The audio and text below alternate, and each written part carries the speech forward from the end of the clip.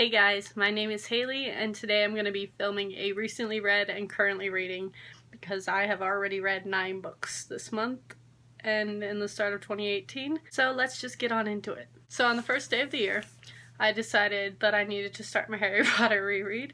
So I read the entirety of the illustrated Harry Potter and the Sorcerer's Stone.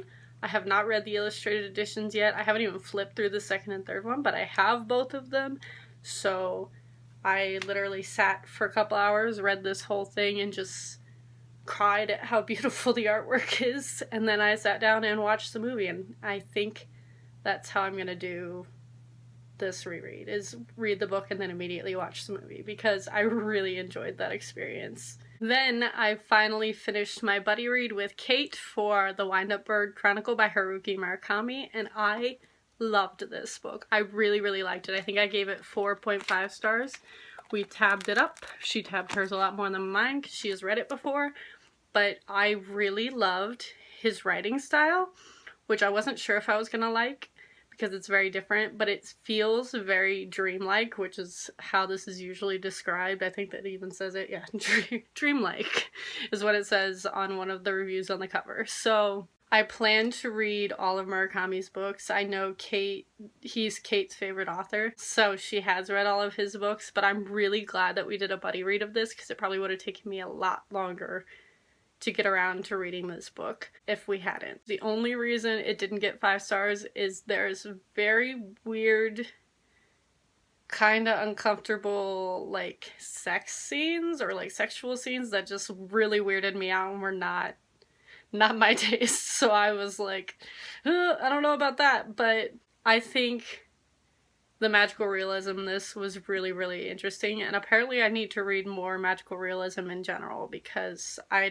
don't think I'd read any before this, and I really enjoyed it. So 4.5 out of 5 stars. Next up was a reread for me and a new to her book for Kate, and we did a buddy read of A Wrinkle in Time by Madeline L'Engle.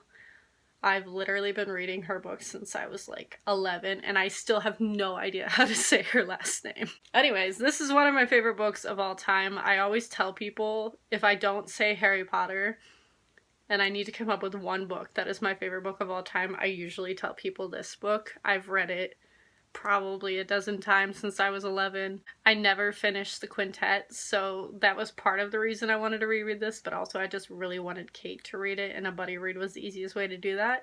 And she really liked it as well, so 5 out of 5 stars. I love this book. I really like the series too, so I'm excited to finally finish off that quintet. Next up, I finished off another buddy read, but this one we started this year, and that was Godsgrave by J. Kristoff. I have the beautiful Barnes & Noble edition with all of the pretty illustrations, which are just stunning. I love them so much. I did not love this one as much as the first one, but I do still love this world, and I love Mia. I just love Jay's writing so much. He has such a way with words, not only to make them pretty but not flowery, but also his sarcasm and his just snark comes through in his writing so much, and I love it. I kind of missed the school, like the assassin school aspect, which we had in the first book, which is a main reason that this got a 4.5, but there was also a character in here that just drove me absolutely nuts. And he honestly brought this down like a quarter or half star. I couldn't stand him. He drove me absolutely insane. But other than that, I did enjoy this. It had just as many twists and deaths as the first book did, and I can't wait for the third book in this trilogy that supposedly comes out this year, but there's no name and there's a release date, but it's in like, I don't know, 6-7 months, and there's no name for the book, so I don't know what's up with that, but highly recommend this series. If you haven't read it and you're under the impression that they're YA, they are not YA. They're more like new adult is what I would classify them as. Definitely, please don't read this if you're like 14, but yeah. And then I decided at the last second to participate in a readathon that Kate told me about because we were buddy reading at the time.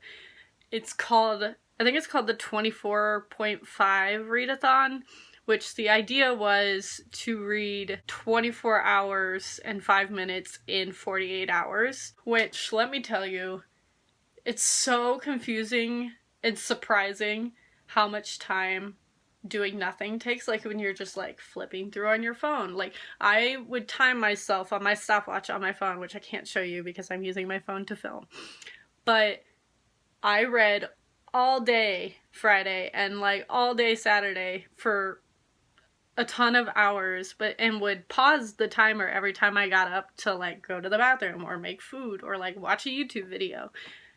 And I felt like I was reading the whole time, and I read like 5 books, and I only read for 11 hours in those 48 hours. And I was like, do the people who do this readathon and actually succeed not sleep? I don't know how it's possible to read 24 hours in that short period of time, unless you're literally not sleeping at all, which I need my sleep because I'm a grandma. But anyways, the first book that I read in that readathon was The Next to Normal libretto the book is by Brian Yorkie and the music is by Tom Kitt. This is one of my favorite musicals of all time. I saw a production of this finally last year with a friend of mine that was in it, and it was so magical and just beautiful to see this musical in person. I love this show. The music's incredible. If you like theater at all, if you like Rent, I think you would really like this book. It's very reminiscent of that, with like the rock show tunes, like rock opera type thing. And it's a story about a mother who has bipolar depressive disorder and her family and how she goes through life. And it's a stunning story. And I highly, highly recommend, even if you have never seen the show and have never heard the music, I think listening to the soundtrack while you're reading this would be the best way to do it. But I'm so familiar with the show that I just read it straight through. Next up, me and Kate did our kind of buddy read of A Wind in the Door by Madeleine L'Engle. This is the second book in the Wrinkle in Time quintet.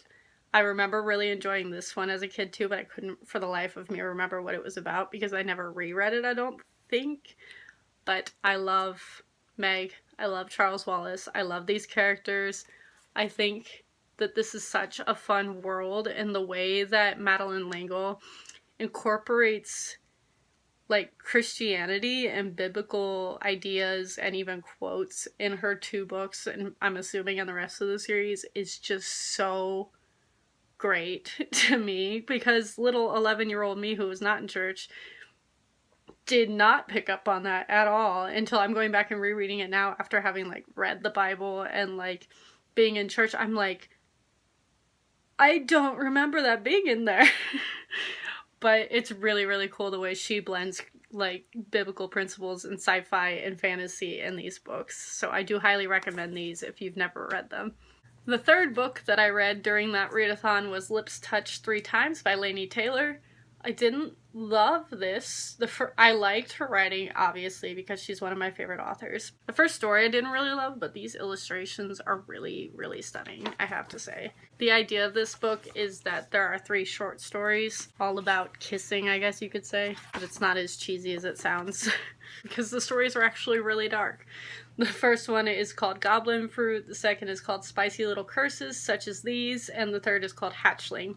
Hatchling was definitely my favorite of the 3 because it's so Laini Taylor-esque, like it's very reminiscent of The Daughter of Smoke and Bone, and I love her writing. I'm glad to have read this. I gave it 3.5 out of 5 stars, even though I didn't absolutely love the first 2 stories, because Hatchling was really good. The second to last book I read during that readathon was This Star Won't Go Out by Esther Earl, with Lori and Wayne Earl, which were Esther's parents. If you don't know who Esther was, she was a member of Nerdfighteria, which is John and Hank Green's charity channel, or like that's what they call their people that watch their videos. And Esther was a girl who passed away at a very young age from health issues, and this book was heartbreaking. I cried multiple times. I'm getting emotional even thinking about it, even though I wasn't a super huge follower of the Vlogbrothers back when all of this was going on with Esther, but this is like a collection of her journals and like entries from her mom and dad and her family and her friends. And I really related to like the online chat rooms and everything that they had transcribed into here, because I've been in many of those online chat rooms, especially back in high school when I spent a lot of time on Tumblr, and I know how just heartwarming those chat rooms are to have people to talk to that you've never met in person, but they're still your best friends even though you met them online, which I'm sure everybody on BookTube can relate to, because you might not have met your favorite person on BookTube or your best friend on BookTube because they live on the other side of the country or something like that. So this has a great message about online friendships, and just Esther as a person was really just an absolute sweetheart, and her voice comes through in her journal entries and everything that her parents compiled together with John Green to make this book. And I really, really enjoyed it. And then the last book I read in that readathon was Midnight for Charlie Bone, which is the first book in the Charlie Bone series. I believe there's 8 books. I did read this one and at least a couple of the other ones back in middle school, I think. The idea is that Charlie goes to a school for gifted people, and his gift is that he can hear the voices in photographs and what they were saying as that photograph was being taken, or like right before or just after, which I've always found really cool because I've never seen that idea in any other book. This is a middle grade series. It's a really cute series. The font and spacing is enormous, so they're really easy to read, and I'm excited to finish off this series eventually. And as for what I'm currently reading, still reading Resisting Happiness by Matthew Kelly, because this book is full of so many truths, and I can only read so many chapters at a time because it's got such good messages to make you think about your thought processes and how you think of life and how you're living your life. And I really, really love this. Matthew Kelly is really... I've read another one of his books. I believe it's called It's called Rediscovering Jesus. And he is a Christian. He does write about Christian principles, but this one especially is very easy to apply to your life, whether you're a Christian or not, because it talks about just the way your thoughts work, which I always find those books very interesting, to realize that we have the power to change our thoughts at any given moment and we just choose not to, is a lot what this book is talking about, and I really, really, really highly recommend it, even though I'm only like halfway through it. These are all the books that I have recently read / am currently reading. Thank you all for watching, and I will see all of you guys next time.